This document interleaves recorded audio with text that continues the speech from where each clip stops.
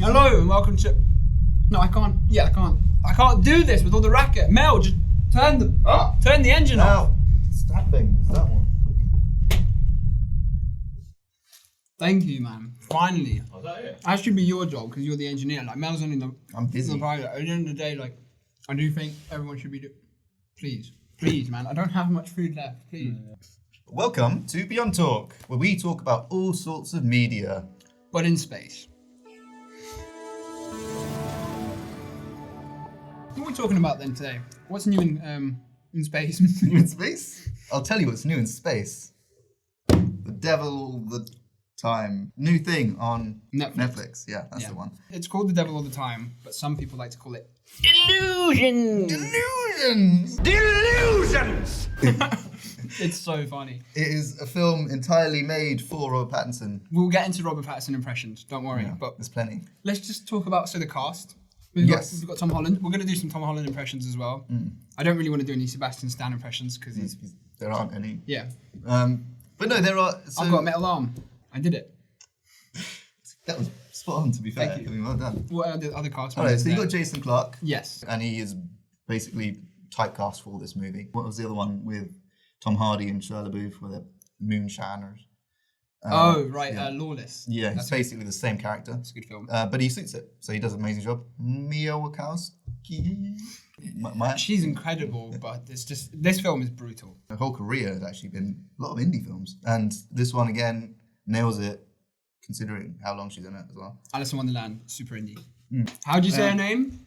Wasikowska? What you? Or Where's he? wait, you read that. Wachowski. Mike Wachowski. She's great though. She's been terrific in pretty much everything she's been in. You got Sebastian Stan, who was originally actually meant to be Chris Evans. They couldn't get him, so they just hired his counterpart. His lover.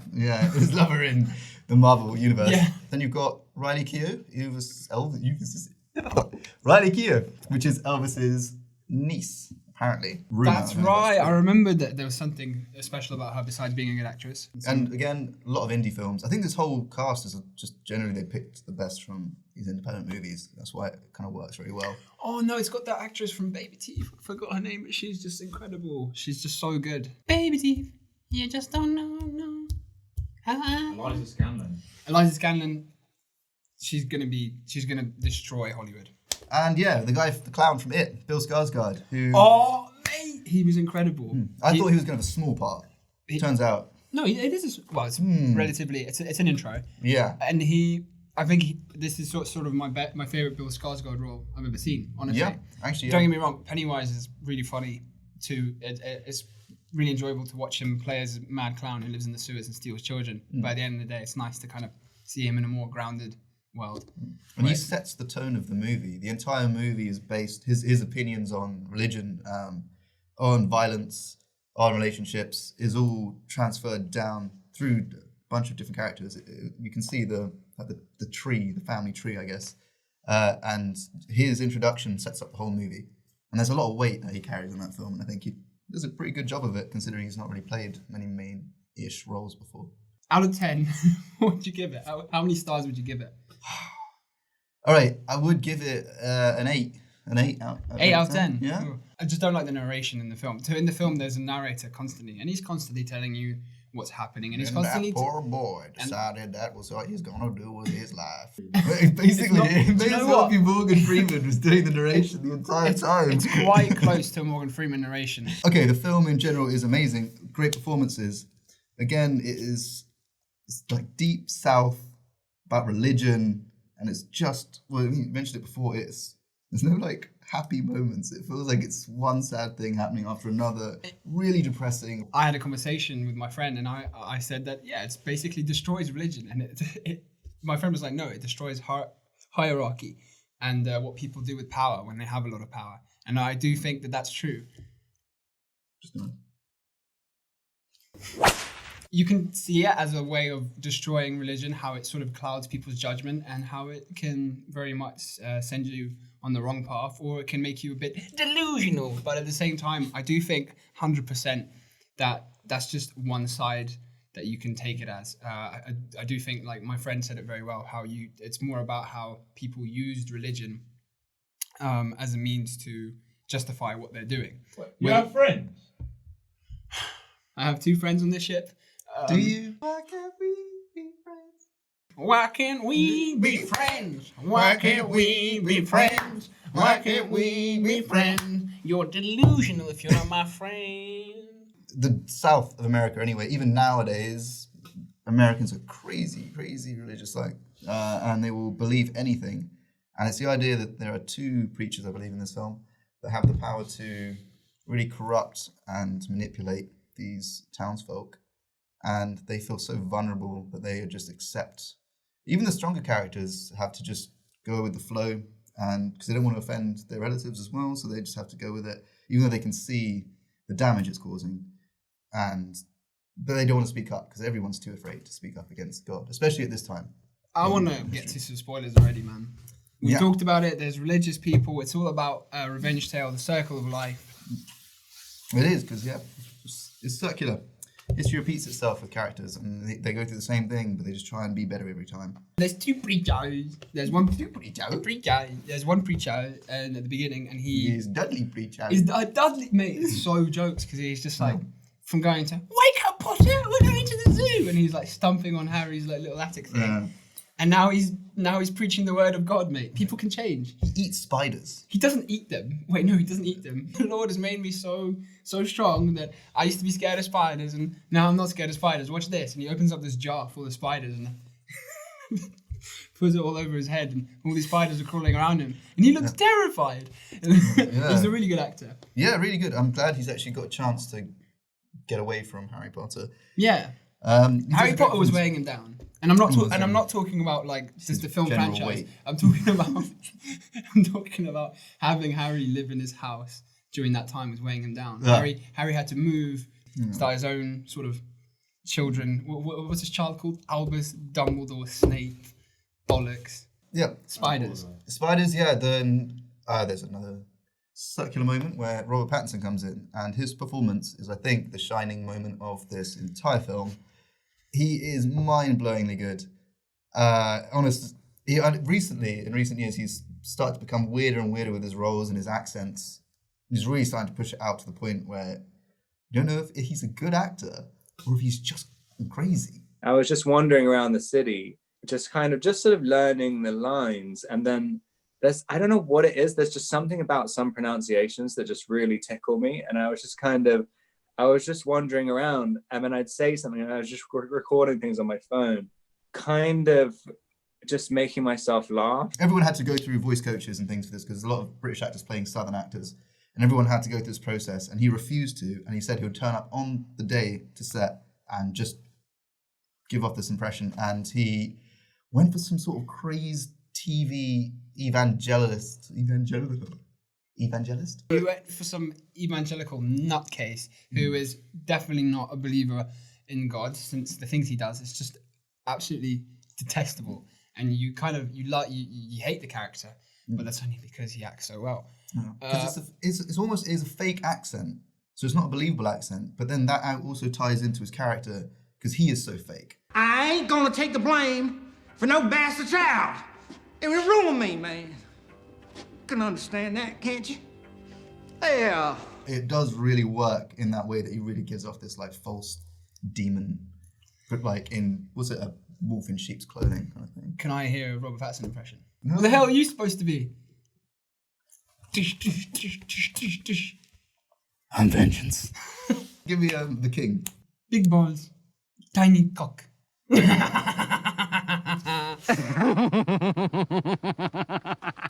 Everyone after the film thought he was ridiculous. His voice was crazy. But again, is it intentional or not, that he's meant to be very extreme, like over-characterized. He's meant to play this very demonic character to the point where he's a joke. He's hysterical. And you're meant to think he's weird and stupid. Everyone else has perfect French accents, and his is a bit off. And originally I thought it was stupid, but then now I've been convinced it's a good one. You know, I don't hate his southern. Is that what it is? Like American southern accent? It's very modern. Everyone else has got a southern accent. His one is like modern TV. Really? Yeah, like. I'm preacher.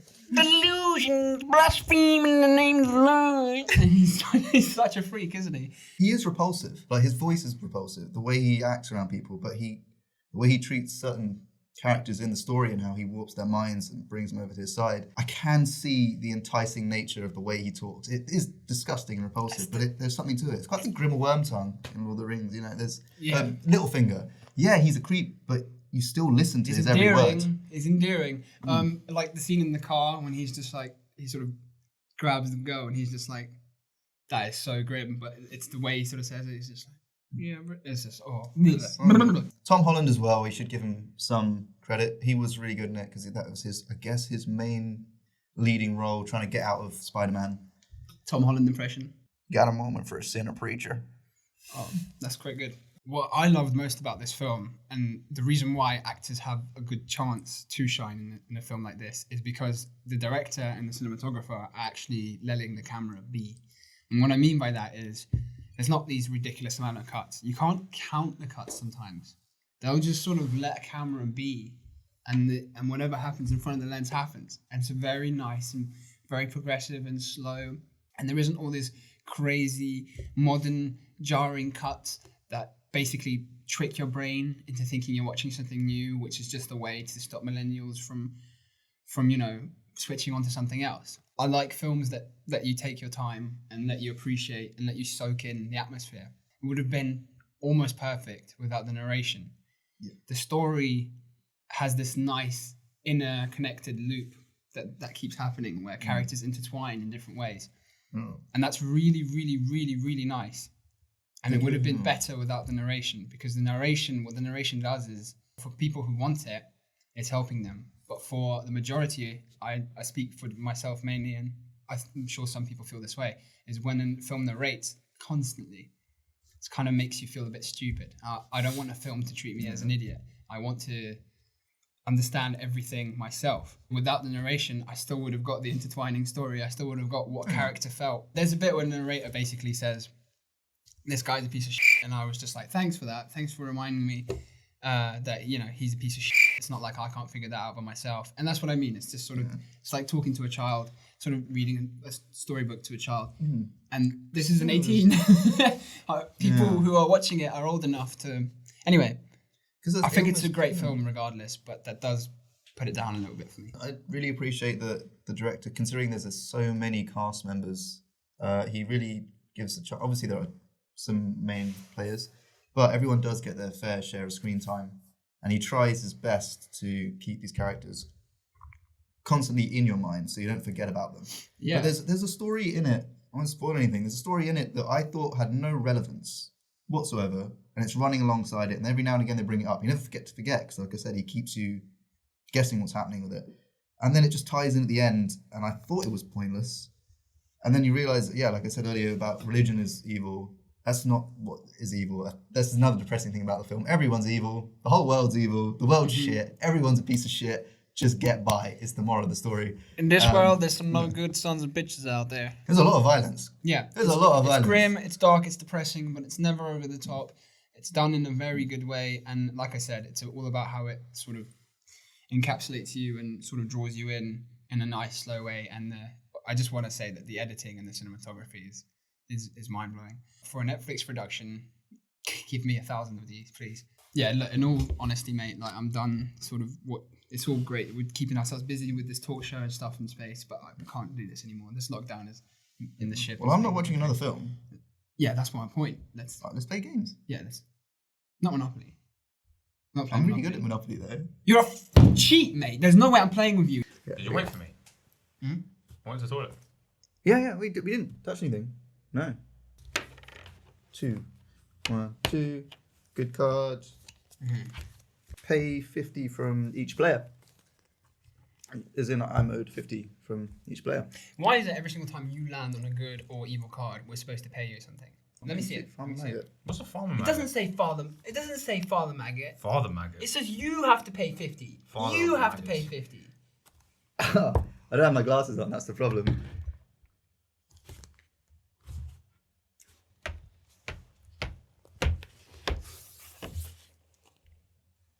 They just took your money.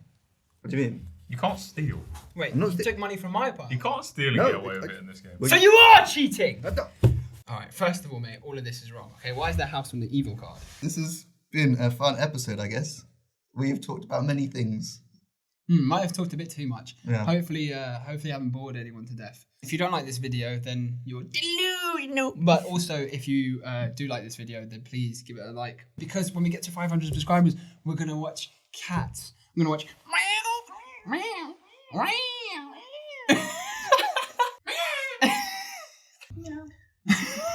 So, let us know, what is your favourite Robert Pattinson film? Yes. Have you seen The Devil Inside?